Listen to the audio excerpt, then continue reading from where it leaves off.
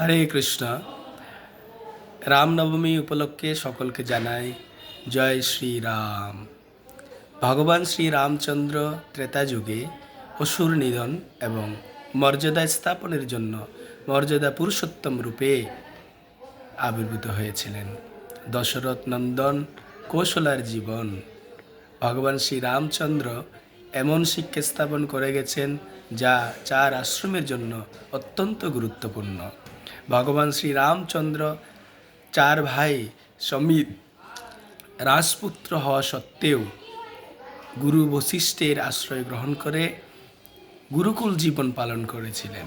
সেখান থেকে সমস্ত শিক্ষা সমাপ্ত করার পর ভগবান শ্রী রামচন্দ্র কীভাবে গৃহস্থ আশ্রমে যেতে হয়, কিভাবে গুরুর নির্দেশ গ্রহণের মাধ্যমে গৃহস্থাশ্রম প্রবেশ করে সুন্দর জীবনযাপন করতে হয় সেই শিক্ষা প্রদান করেছেন।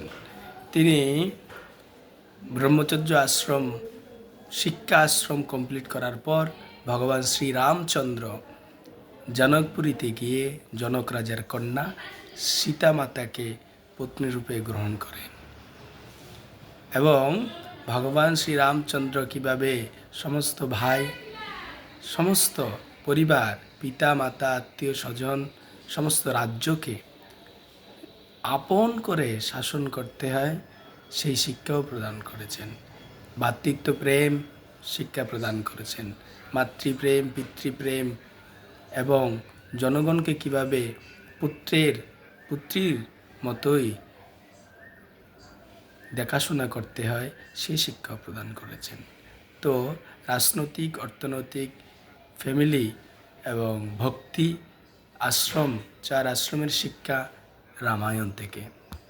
ভগবান শ্রী রামচন্দ্রের যে আদর্শতা, সে আদর্শতা যদি আমরা অনুসরণ করি তাহলে আমাদের জীবন হবে আনন্দময়। যদি আমরা রাম রাজ্য